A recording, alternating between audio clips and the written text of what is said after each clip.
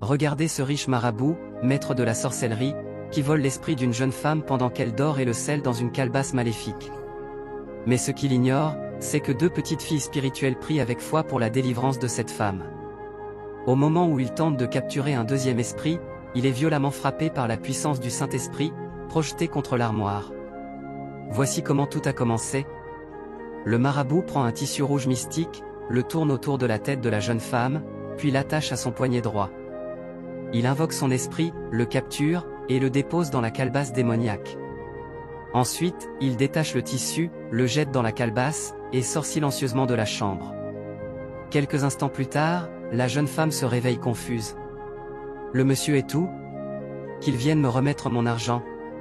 Elle s'habille, croise le marabout et lui dit calmement qu'elle s'apprête à partir. Est-ce que tout va bien? Oui monsieur. Tu as apprécié? Oui monsieur. Mais mon argent? Il sort les billets de sa poche, les compte et les lui remet. Elle les recompte elle-même, dit merci, puis demande. Est-ce que je peux revenir de temps en temps? Bien sûr, sans souci, répond-il. Elle part, s'arrête à côté d'un mur, semblant attendre quelqu'un. Elle regarde à gauche, à droite. Deux petites filles passent. La plus jeune s'exclame. Jésus. Elle dit à sa sœur. Tu vois la dame là-bas? Elle a un cercueil sur la tête. La deuxième fille lui dit d'aller lui parler. Elle s'approche doucement. Tu es en danger? La jeune femme les ignore, mais la deuxième insiste. Il y a un cercueil invisible sur ta tête. Ce n'est pas vrai, dit la femme. Mais la petite fille insiste. Oh, c'est ton homme, c'est lui qui t'a fait ça. Choquée, la jeune femme leur dit de partir. Mais elles expliquent. Le riche marabout t'a fait un rituel. Et même les billets qu'il t'a remis sont maudits. Pendant ce temps, le marabout est déjà avec une nouvelle victime, une autre femme inconsciente du danger. Ils sont sur le lit. Ils se lèvent discrètement. La première jeune femme, troublée, s'agenouille devant les deux filles pour qu'elles prient pour elle. Au même moment, le marabout entre silencieusement dans la pièce, sa calebasse maléfique à la main. Il dépose l'objet, prend le tissu rouge. Mais les filles commencent à prier avec puissance. Il tente de capturer l'esprit, mais est frappé de plein fouet par la lumière du Saint-Esprit. Il essaie encore, mais une force divine le repousse. Il n'arrive plus à respirer, étouffe, et est repoussé une seconde fois, plus violemment encore. Au moment où la femme ouvre brusquement les yeux, l'emprise est brisée. Les filles terminent leur prière. La femme les remercie avec reconnaissance. Et toutes repartent. Abonnez-vous et partagez pour ne pas manquer les prochaines vidéos. Regardez cet esprit maudit qui sort d'un WC en pleine nuit et pénètre le corps d'une jeune femme. Ses yeux se mettent à briller de manière inquiétante. Elle marche droit vers sa nièce. Mais la petite fille, troublée par ce regard surnaturel, l'appelle. Tante. Tante. Tante. Aucune réponse. La femme possédée fait demi-tour et entre dans le salon, comme guidée par une force invisible. Elle cherche quelqu'un, ou quelque chose. La fille, sentant que quelque chose ne va pas, prend sa Bible et court vers elle en criant. Tante. Tante. Mais la tante, déjà sous l'emprise de l'esprit, trouve la personne qu'elle cherchait, sa copine, endormie dans le canapé. Elle s'approche d'elle lentement, accumule une force invisible, prête à l'attaquer. Tout à coup, la petite fille intervient. Non. Arrêtez. Qui êtes-vous? Elle lui tend la Bible, et la femme possédée pousse un cri démoniaque en cachant son visage. Sa copine se réveille brusquement, pétrifiée par ce qu'elle voit. La tante possédée dit. Laisse-moi accomplir ma mission. Mais la petite fille s'interpose. Pourquoi as-tu possédé ma tante? Elle tend la Bible encore une fois, et un choc puissant projette la tante dans le canapé. La copine, en état de choc, assiste à la scène sans comprendre. La femme possédée se relève, tente d'attaquer la fille, mais cette dernière demande. Qu'est-ce qui t'a amené ici? La tante répond. C'est à propos d'un téléphone. À ces mots, le visage de la copine change, une peur étrange l'envahit. La fille déclare avec autorité. Par le nom du Tout-Puissant. Et la puissance divine l'assoit de nouveau violemment dans le canapé. Tu dois retourner là d'où tu viens. Mais la femme possédée dit. Non. Je suis venue récupérer mon téléphone. La petite fille crie. Esprit maléfique, quitte ce corps au nom puissant de Jésus. Et à cet instant, l'esprit quitte le corps de la tante, qui s'évanouit, puis revient à elle. La fille s'approche de la copine. Quel téléphone as-tu pris? La copine, honteuse, avoue. Oh c'est vrai, j'ai trouvé un téléphone. Comment? Demande la tante. La copine raconte. Une dame étrange cherchait des feuilles près d'un tas de briques. Elle avait posé son sac et son téléphone au sol. Tandis qu'elle sentait les feuilles une à une pour s'assurer de ce qu'elle cherchait, elle s'éloigna un peu. Quand elle eut fini, elle prit son sac, mais oublia complètement son téléphone. La copine, passant par là, vit l'iPhone au sol. Elle regarda à gauche, à droite, puis le prit et le mit dans sa poche. Elle continua son chemin, pensant que personne ne l'avait vue. Mais la dame sorcière, revenue près des briques, ne trouva plus son téléphone. Elle dit calmement. La personne qui l'a pris viendra me le rendre de son plein gré. Dans le salon, la copine sort le téléphone et le jette sur le canapé, terrifiée. Elle sort ensuite avec la petite fille. La fille dit à sa copine. Prends le téléphone et rends-le. Mais la copine dit. Je ne peux pas. La dame sorcière est toujours là, sous l'arbre, elle m'attend. Tu trouves un téléphone par terre, on te donne une chance de le rendre, et tu refuses? Elle s'approche de l'endroit. La dame les fixe et dit d'une voix grave. Qu'est-ce qui t'a poussé à prendre mon téléphone? La copine s'agenouille. Je suis désolée. La tante aussi demande pardon. La petite fille supplie la dame de reprendre son téléphone. Elle accepte en disant. Aussi ce n'était pas pour cette petite fille, je ne l'aurais pas repris. Elle prend son téléphone. Les filles la remercient, et s'en vont en silence. Abonnez-vous et partagez pour ne pas manquer les prochaines vidéos. Regardez ce mari allongé sur son lit. Subitement, une sorcière mystérieuse surgit avec un margrouillard en main. Elle tourne l'objet autour de son visage plusieurs fois. Et sans prévenir, le margrouillard entre dans sa tête. Le mari se réveille quelques secondes, puis se rendort aussitôt, comme possédé. La sorcière s'approche de lui et dépose un baiser étrange. Mais tout à coup, elle remarque une autre présence dans la pièce. Et elle disparaît instantanément. Le mari se réveille au moment où sa femme entre dans la chambre. Il lui dit qu'il l'a attendue toute la soirée. Elle s'excuse, il commence à s'étirer, puis dit « Je suis vraiment fatigué ». Il tient sa tête entre ses mains. Sa femme lui demande « Est-ce que tu vas bien ?»« Oui, oui, ça va. »« Tu es sûr ?»« J'ai juste un peu mal à la tête. » Elle lui dit « Désolé, peut-être que tu es stressé. Tu veux que j'aille te chercher des médicaments?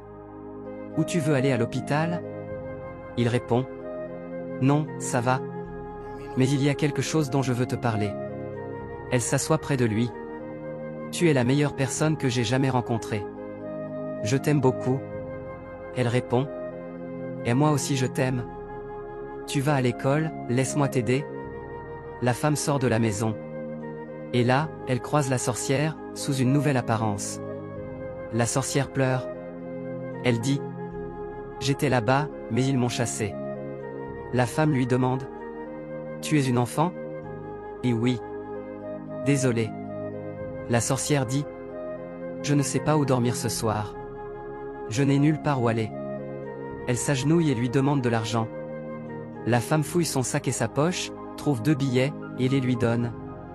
Elle dit « Je vais voir quelqu'un, ne t'inquiète pas.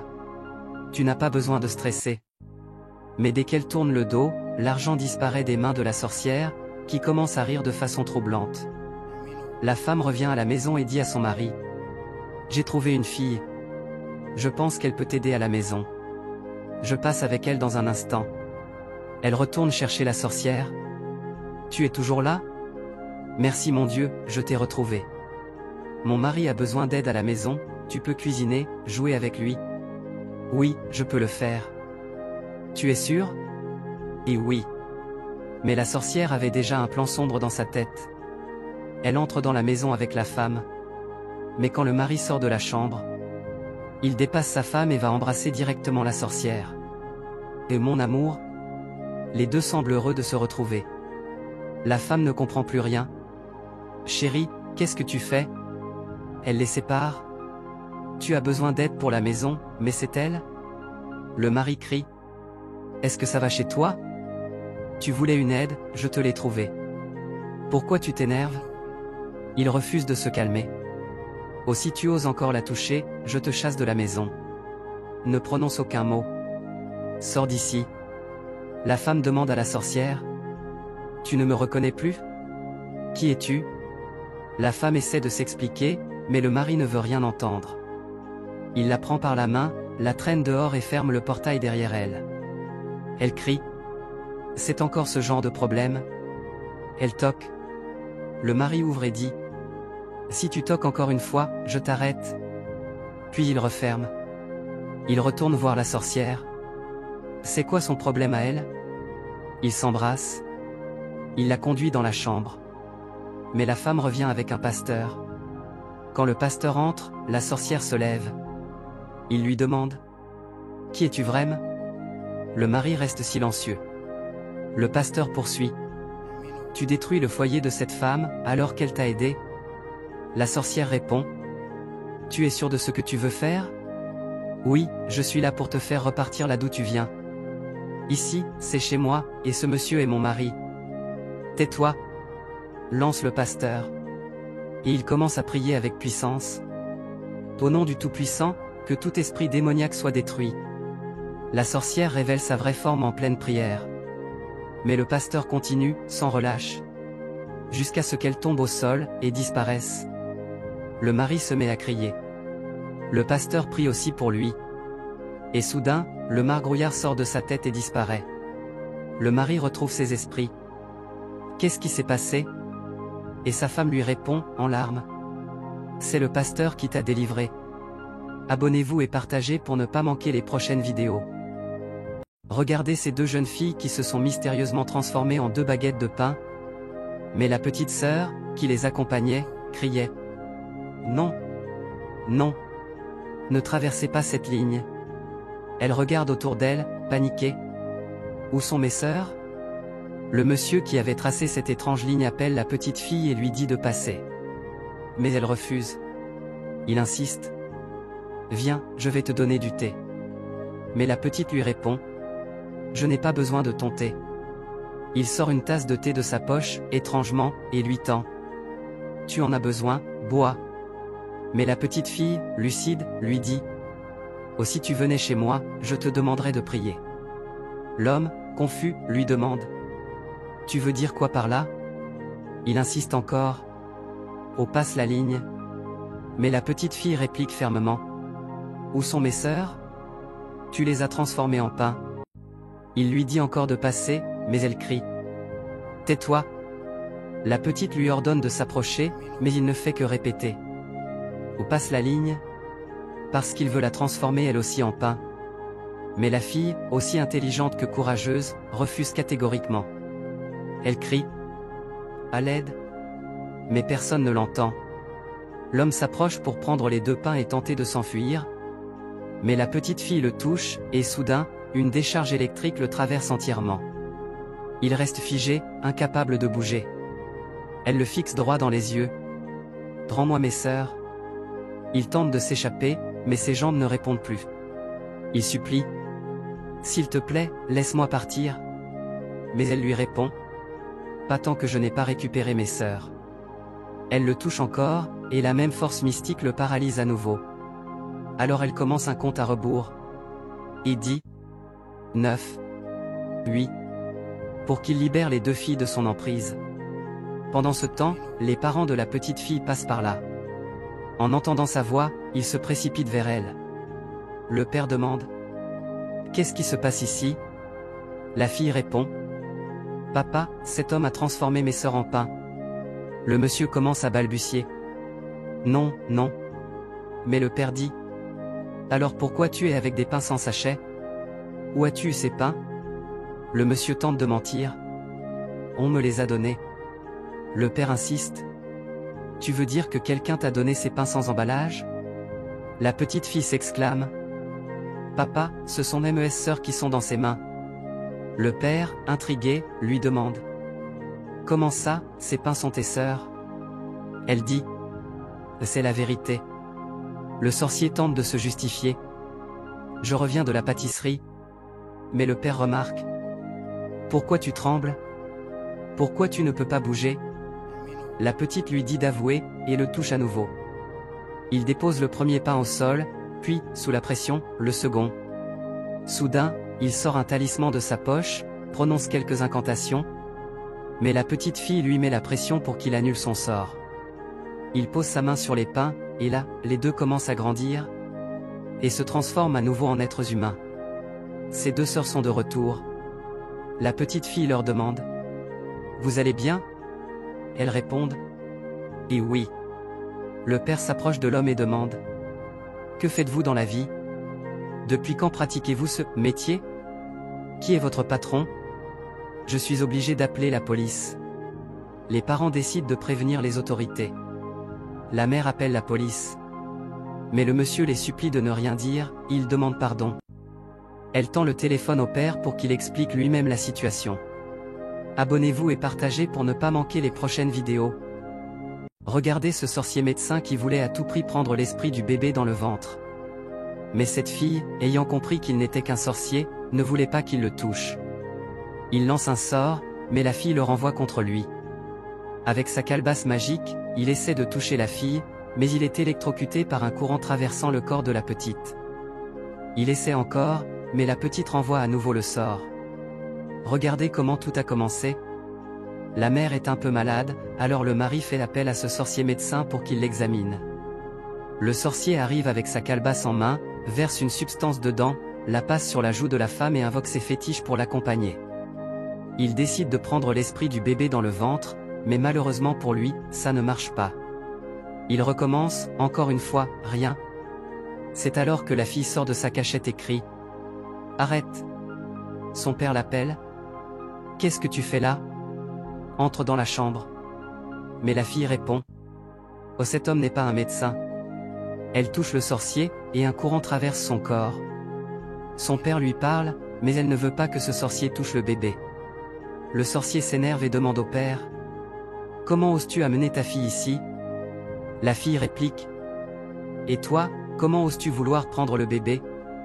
Le sorcier insiste encore. Comment oses-tu amener ta fille ici? Quel est votre plan? Le père répond. Elle était censée dormir à l'intérieur. Le sorcier déclare alors. Maintenant, tu vas perdre ton bébé, ta vie, et ta femme. Le père ne veut pas que la fille intervienne et lui dit de rentrer. Mais elle refuse et commence à réveiller sa mère. Le sorcier lui ordonne de se taire, mais la fille lui dit. Ferme ta bouche. Le père insiste. Et entre, j'arrive. Mais elle refuse encore. Le père s'énerve. Tu es vraiment têtu? Qu'est-ce qui ne va pas chez toi? Le sorcier crie. Je vais te prendre, et prendre le bébé. La fille lui répond. Tais-toi. Le sorcier dit. Tu sais que tu n'as aucun pouvoir? La fille le défie. Viens, prends-moi. Il tourne sa main autour de la calebasse et la pose sur la tête de la fille. Mais un puissant courant le traverse. Il essaie à nouveau de toucher le ventre de la mère. Mais la fille renvoie le sort. Tu es fou? Comment oses-tu toucher le bébé? Pris de colère, il tente encore, mais la puissance le dépasse. Il relâche sa main. Il n'arrive plus à supporter cette énergie. La fille s'approche et lui renvoie un sort puissant. Il s'écrase sur le canapé. La fille continue de lui envoyer le feu du Tout-Puissant. Il s'acharne encore pour atteindre le bébé. Mais chaque fois, la fille renverse le sort contre lui. Et soudain, il disparaît de la chambre. La fille s'approche de sa mère et prie pour elle. Tout ce qu'ils t'ont fait, et dont tu ne t'es jamais remise, que leur sort soit anéanti au nom puissant de Jésus. Toi et le bébé.